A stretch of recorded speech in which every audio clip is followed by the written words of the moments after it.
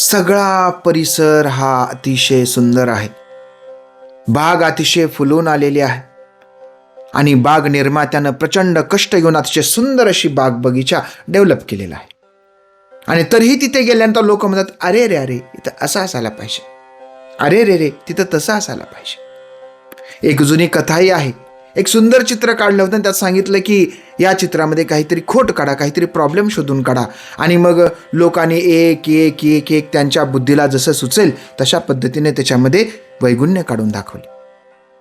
परंतु अशा पद्धतीचं सुंदर चित्र निर्माण करण्याची क्षमता कोणामध्येही नव्हती. हे जग असंच आहे.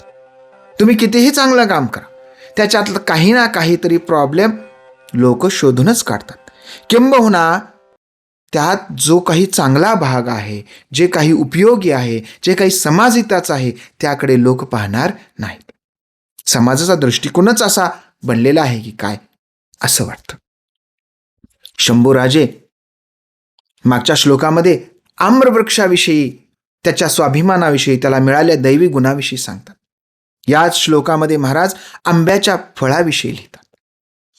आंब्याचं फळ अतिशय सुंदर आहे, अतिशय रसाळ आहे, गोड आहे, कुणालाही ते खावंसं वाटतं. त्याच्यामध्ये सौंदर्य आहे, अगदी निसर्गरम्य म्हणण्यापेक्षा अतिशय नेत्र सुखद असं हे सौंदर्य आहे. आंबा पाहिल्याबरोबर मन असं प्रफुल्लित होतं. त्याचा सुगंध, त्याचा स्वाद, आहा हा, मन प्रफुल्लित करून टाकतं. पण महाराज लोक त्यामध्ये त्रुटी करतात की अरे अरे आम तो बहुत अच्छा है लेकिन अंदर क्या है, गुठली है. आणि मग ही गुठली काय करते, आंबा खायला आम्हाला अडचण करते. आणि मग समाजामध्ये तुम्ही कितीही चांगलं वागलं तरी काही ना काही वैगुण्य काढतच असतात. मग वैगुण्य काढलं म्हणून आंब्याचं महत्व कमी होतं का? नाही. त्यानं जर त्याच्या कामावर लक्ष केंद्रित केलं तर त्याचं महत्व अजिबात कमी होत नाही, उलट वाढतं. म्हणूनच आपल्या देशातला आंबा, हापूस आंबा जगभर निर्यात केला जातो, त्याला प्रचंड मागणी आहे. आणि या आम्रफलाविषयी महाराज बुधभूषणमधील अन्योक्ती कलशहातील श्लोक क्रमांक 136 मध्ये काय लिहितात पाहूया. आम्रफला दिगमंडलम परिमलेहा सुरभी करोषि सौंदर्य मावहंसी लोचन लोभनीयम रसाल फलवर्य तथापि दुये यद ग्रंथिलच कुटिलच वपुर्भिर्षि.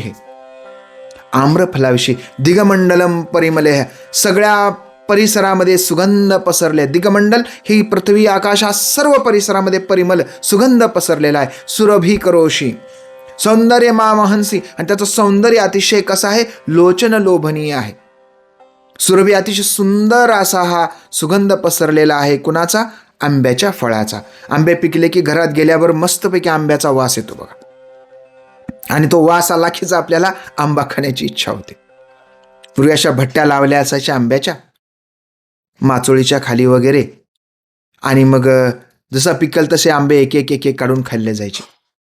त्याचा सुगंध सगळीकडे पसरलेला आहे. महाराजल्या दिगमंडलम परिमले, सगळ्या ह्या परिमळ हा जो सुगंध आहे सगळीकडे पसरून गेलेला आहे. सौंदर्य मामहंसी लोचन लोभनीयम, लोचन डोळे, लोभनीयम अतिशय दृष्टी, आपली नजर तृप्त करणारं सौंदर्य जे आहे हे याचं सगळीकडे पसरलेलं आहे. रसाल फलवरी, आणि हा रसाळ आहे, नुसता सुंदर नाही, रसाळ आहे, सुंदर आहे, सुगंधित आहे. तथापि दुये, दुये म्हणजे दुसरं एक विशेष आहे. यद ग्रंथिलच कुटिलंच हिरभिरषि, म्हणजे जरी हा सुंदर असला, सुगंधित असला, तरी याच्यामध्ये काय आहे, एक गाठ आहे.